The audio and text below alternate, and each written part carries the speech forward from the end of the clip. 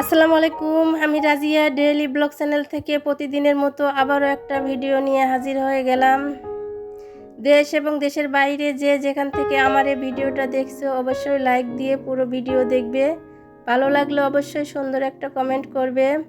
আর এই যে ভিডিওর শুরুতেই দেখতে পারছো আমি বিছানার চাদরটা চেঞ্জ করে নিলাম, আর এই যে বালিশের কভারগুলো ভরে নিতেছি। আর এই যে দেখতে পারছো বালিশের চাইতে কিন্তু বালিশের কভারটা অনেক বড় হয়ে গেছে। যাই হোক, করার কিছু নাই। আর আমি কিন্তু 4-5 দিন পর পরই বিছানার চাদরটা চেঞ্জ করে নেই, তার কারণ বিছানাটা যদি সুন্দর ঠিকঠাক মতো থাকে আপনার ঘুমটাও কিন্তু অনেক সুন্দর ঠিকঠাক মতোই হবে। আর বিছানার মধ্যে যদি কোনো ধুলাবালি বা খুসখুসানি হয় আপনার কিন্তু ঘুমটা হবে না। আমি তো আমার বিছানার মধ্যে একটু বালি বালি লাগলে আমার আর ঘুম হবে না। এই জন্যেই আমি বিছানাটায় সবচেয়ে তো গুরুত্ব দিই, তার কারণ সারাদিন পরিশ্রমের পরে ঘুমটাই কিন্তু আসল। আর সময়ের সাথে সাথে মনে হয় যে মনেরও পরিবর্তন ঘটে, তার কারণ এক সময় সামনে ঈদের আনন্দে ছোটবেলায় কি বলতাম, ঈদের 1 মাস আগের থেকেই যে অনেক খুশি হতাম যে ঈদ আসবে, কি পরবো, কি জামা বানাইবো, কি জামা কিনবো, আর কোথায় ঘুরতে যাব, এই আনন্দে মেতে থাকতাম।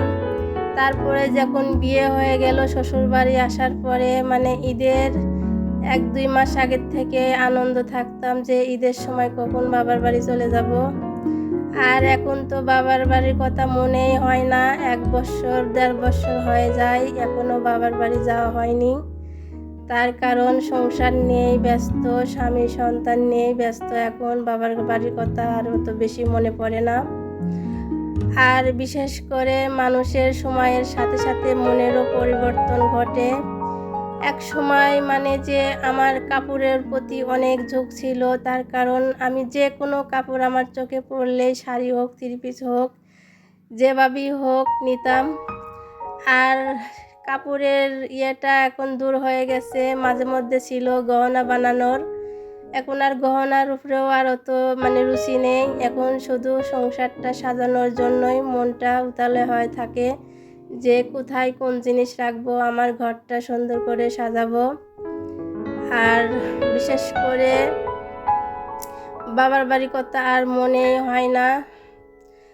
আর ঢাকা শহরে রুমে থাকতে থাকতেও ভালো লাগে না।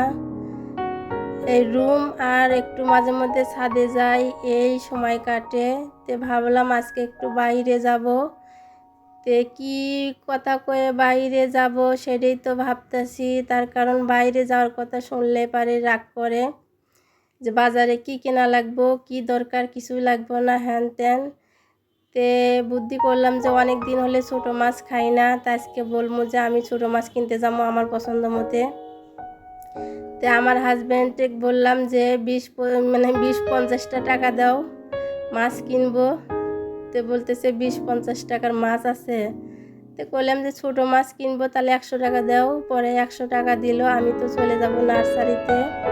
এই যে কথা সে কাজ, আমি বাসা থেকে বের হয়ে গেলাম। এই যে নার্সারিতে যাব, কয়েকটা গাছ কিনবো।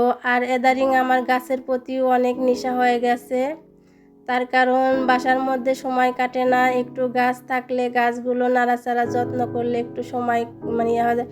আর ওই যে আমার ছাদ, এখান থেকে কিন্তু আমার বাসা দেখা যাইতেছে। আমার ছাদে উঠলে কিন্তু এই ব্রিজটা দেখা যায়। আমি একটু জুম করে দেখালাম। এই যে নিচ দিয়েও রাস্তা, উপর দিয়েও রাস্তা, সামনে ওই যে নার্সারি। চলেন আমার সাথে, আমি কি গাছ কিনি সেটাই আপনারা দেখবেন। আর ওই যে নার্সারিটা, ছোট্ট একটা নার্সারি, কিন্তু মাশাআল্লাহ অনেক সুন্দর সুন্দর কিউট কিউট গাছ দেখে তো আমার সবই নিতে ইচ্ছা করে। আর যে দাম, প্রচুর দাম, অনেক দাম। গাছ হলেই বড় গাছ একটু 250, 300, 400, 500 টাকা পর্যন্ত। আর এই যে ছোট যে ঘরে রাখার মানি প্ল্যান্ট গাছগুলো, এগুলো 150, 50-এর নিচে কোনো গাছ নেই। যাই হোক, আমার পছন্দ মতে কয়েকটা গাছ নিব। আর একটু ঘুরে ঘুরে দেখতেছি, কিনতে না পারলাম, একটু দেখেই মানে যে শান্তি, তাই এই যে একটু ঘুরে ঘুরে আর কি দেখে নিলাম। আর এই যে আপনাদেরকেও দেখাচ্ছি অনেক সুন্দর সুন্দর ফুল, মানি প্ল্যান্ট গাছ, ফলের গাছ, প্রচুর গাছ আছে এখানে।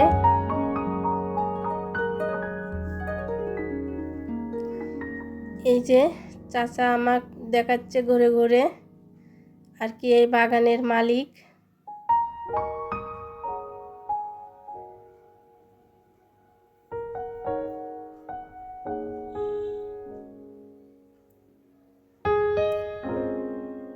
অনেক সুন্দর সুন্দর গাছ আছে এখানে। এটা কিন্তু সাভার যে উলাল আছে, উলাল বাজারের সামনে ব্যাংক টাউন ব্রিজের কাছে। এই যে সুন্দর একটা গোলাপ, আর এই যে লেবু ধরছে, অনেক সুন্দর লেবু। আর এই যে গাছগুলো নিয়ে নিলাম, গাছগুলো প্যাকেট করে মানে পলি করে দিতেছে চাচা। আর গাছগুলো নিয়ে আমি আবার এই যে আসলাম প্লাস্টিকের দোকানে। গাছগুলো যেহেতু লাগাবো, কার মধ্যে লাগাবো সেটাও তো কিনতে হবে। আর এই যে ঝুড়ি মানে টব নিয়ে নিলাম,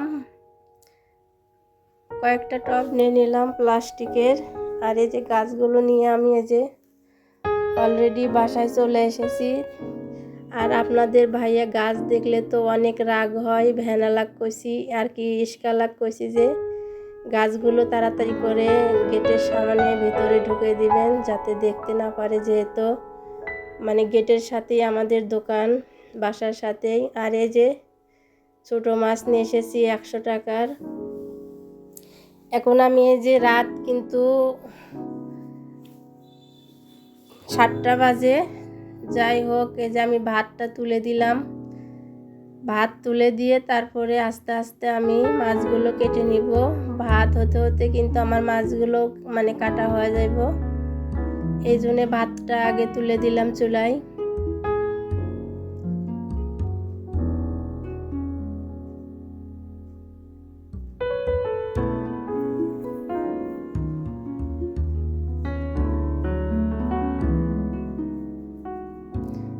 আর এই দেখেন আমার মেয়ে পাথরটা কত সুন্দর করে কালার করছে, করে যেখানে রেখে দিয়েছে সুন্দর জন্য।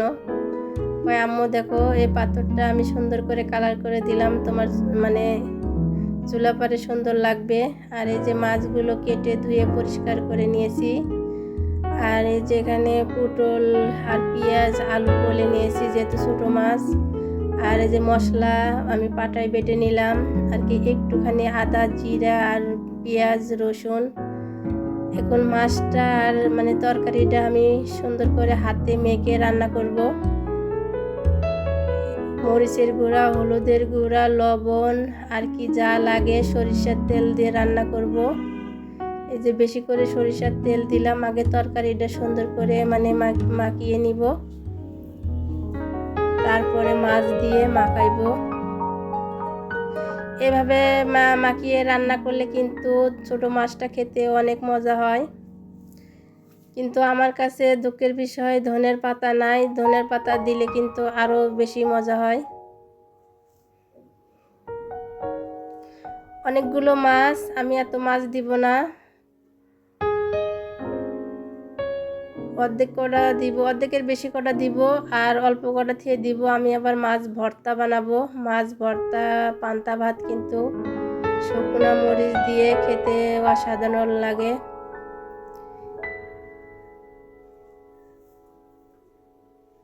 এই যে অল্প কটা মাছ আমি রেখে দিলাম।